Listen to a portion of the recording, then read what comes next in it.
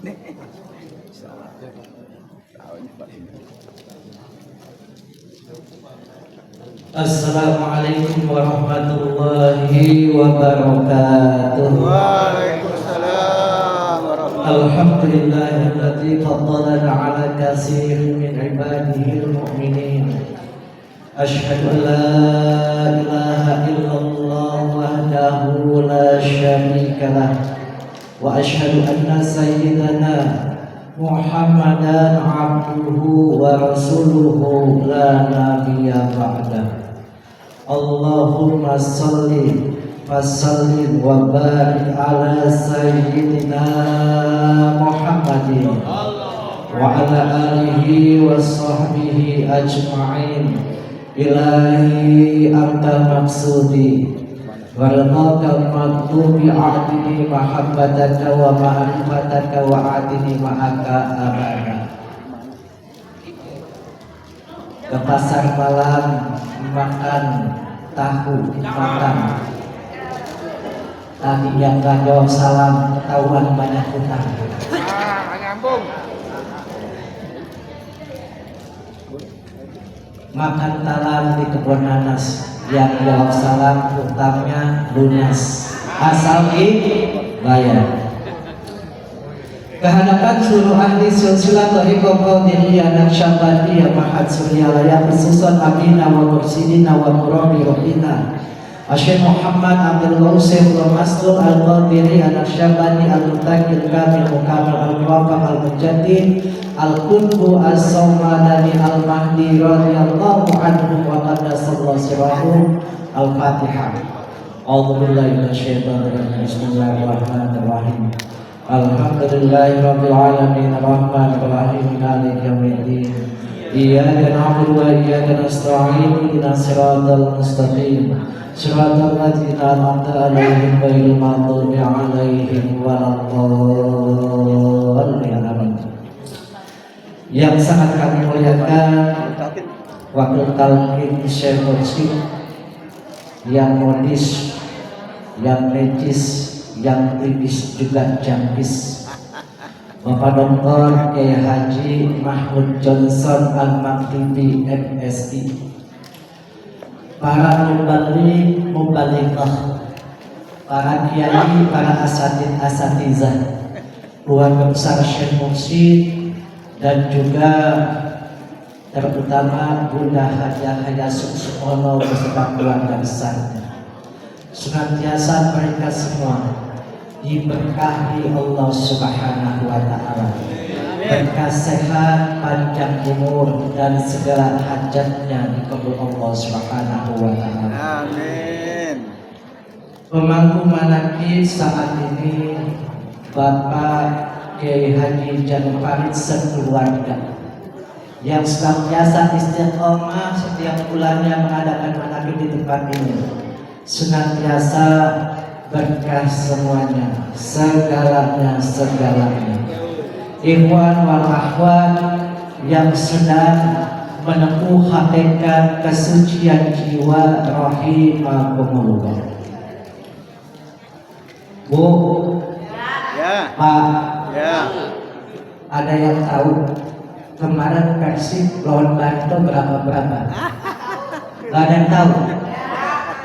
Berarti nggak tahu. Ya enggak. Berapa? Dengan Borneo berapa? Tahu kan? Nggak tahu. Berarti nggak tahu.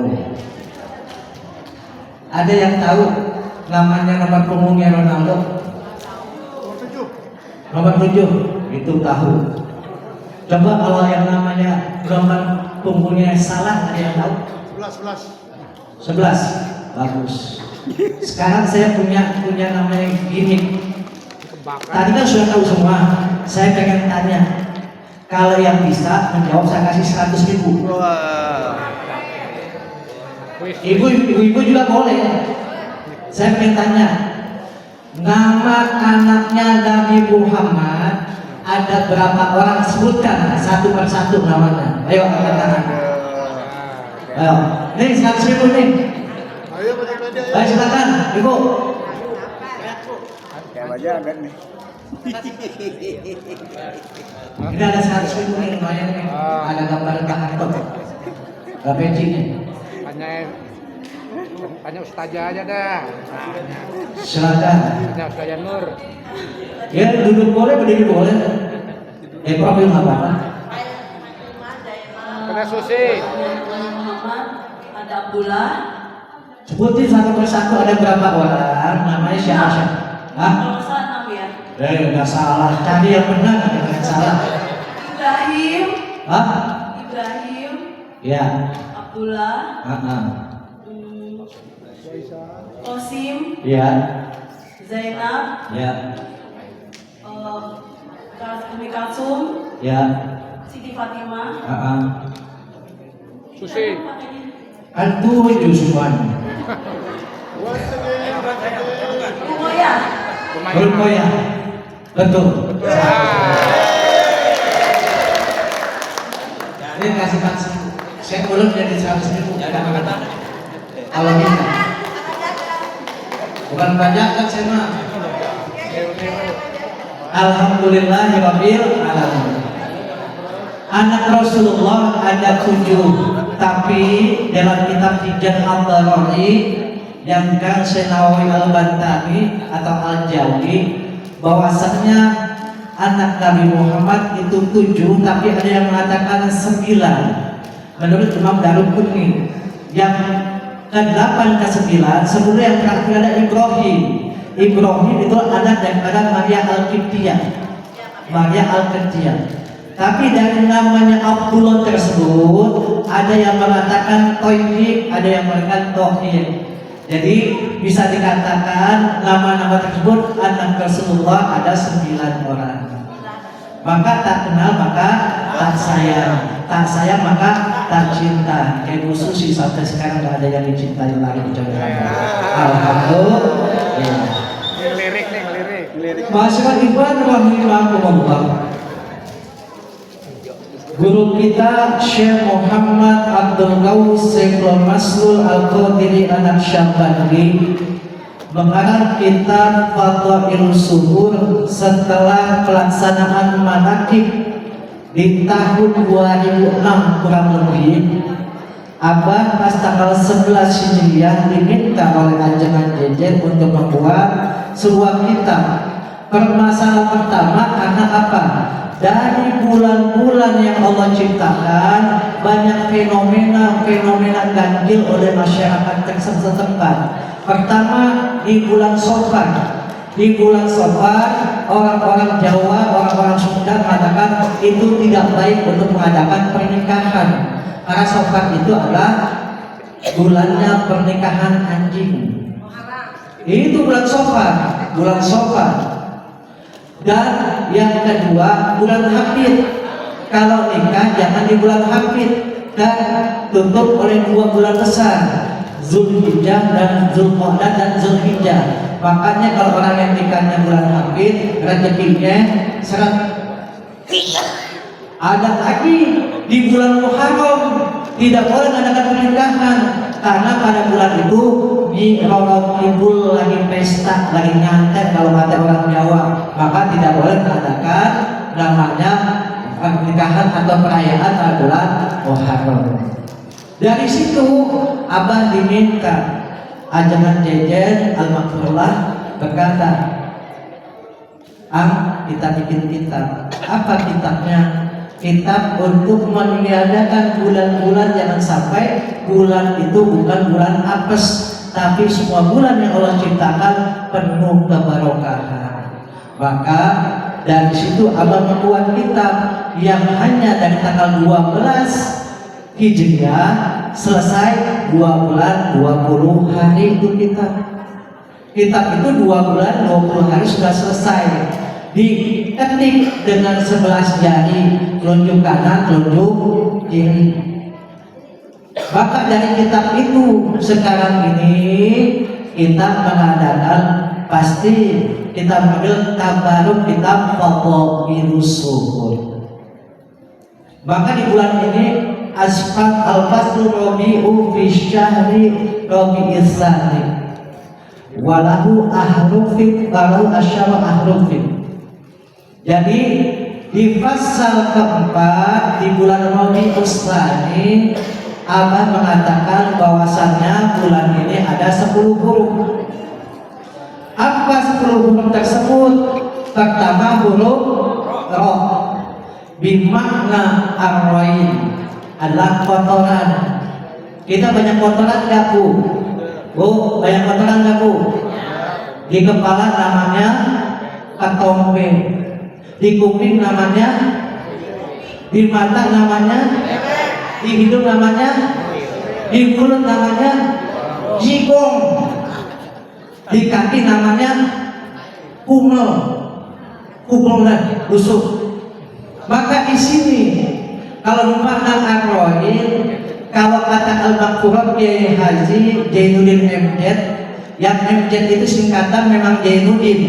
Jadi Kiai Haji Jainuddin MZ memang Jainuddin. Bahwa kita ini semuanya punya penyakit. Pertama, kudis. Tahu kudis? Kurang disiplin. Kenapa kurang disiplin?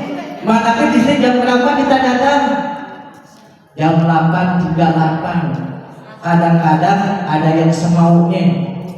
Guru kita ngajarin 1 jam sebelum maghrib sudah ada di tempat. Kita ternyata pasti punya penyakit kudis, kurang disiplin. Yang kedua adalah punya penyakit kurang. Tahu kurang? Kurang rapi. Maklumat Abah sudah bertanda dari kemarin pakai baju seragam merah putih. Maklumat yang seterusnya keluar, kagak usah pakai baju merah putih, yang penting packingnya merah putih. Kurang rapi. Enak gak dilihatnya? Gak enak, karena kita punya masih penyakit kurang.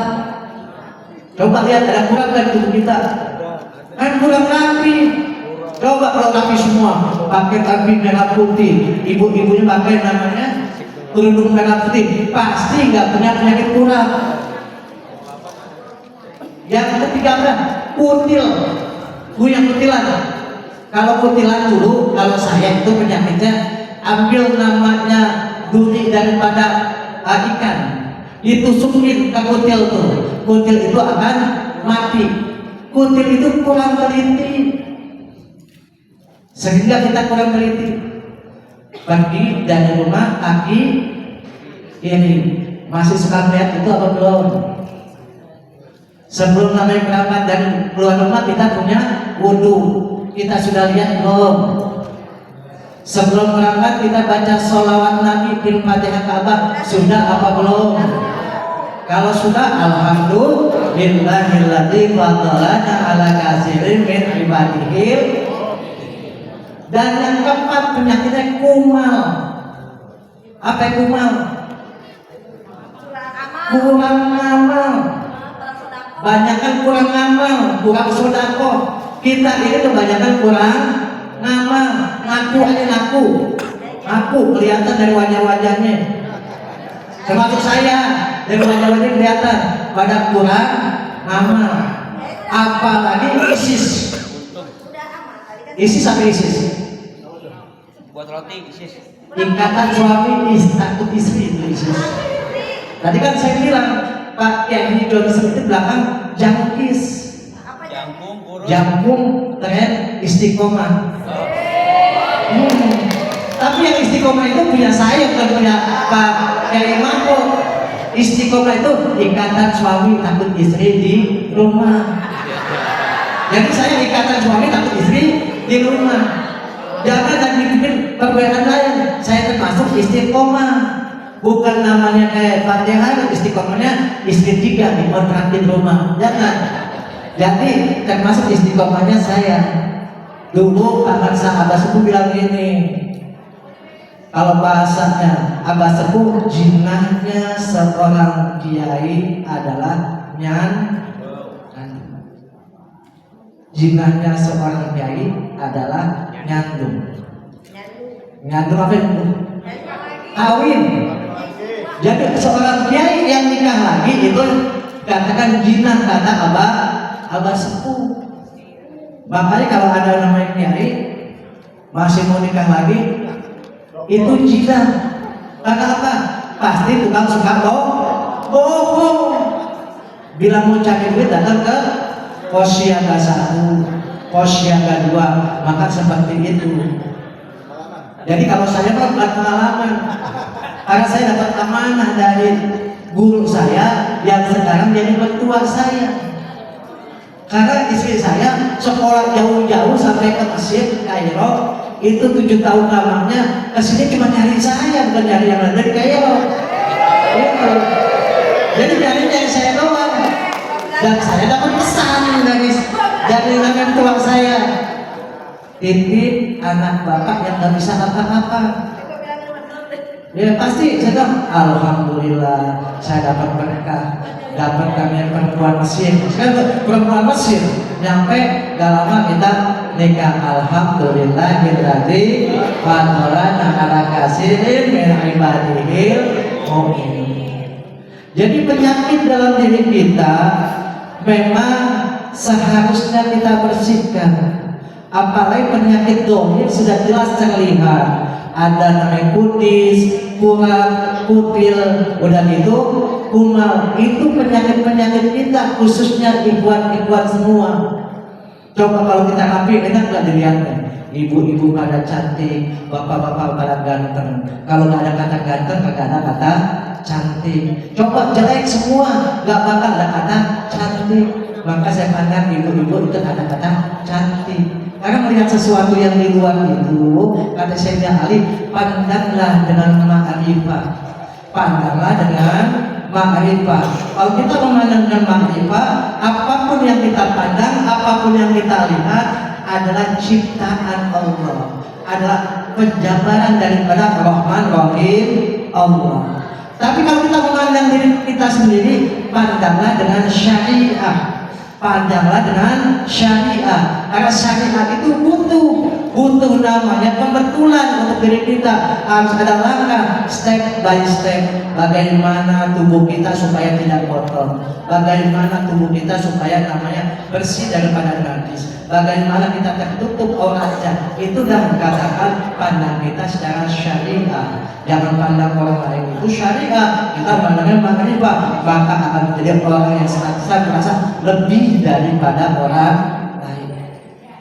Maka itu pentingnya dalam akroin itu, dalam namanya kotoran itu, apalagi kotoran yang melekat dalam hati kita.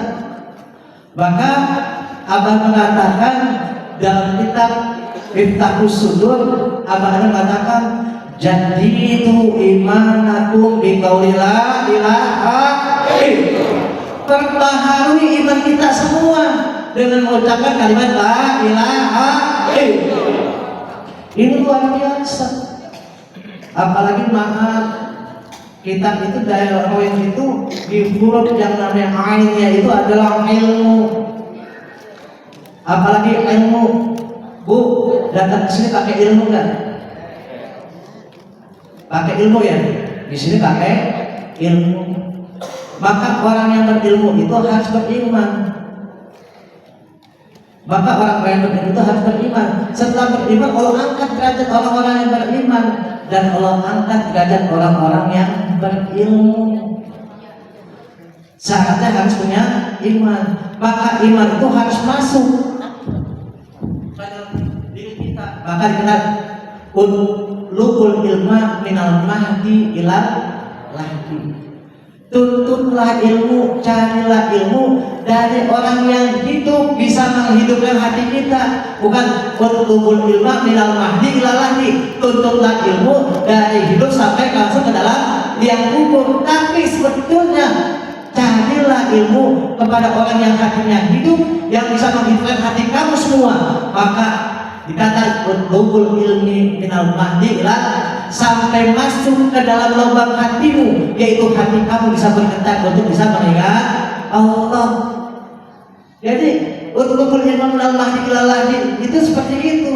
Kita cari ilmu yang bisa menghidupkan ruh kita, jasad kita, raga kita, nyawa kita, rasa kita, agar senantiasa bergetar hati kita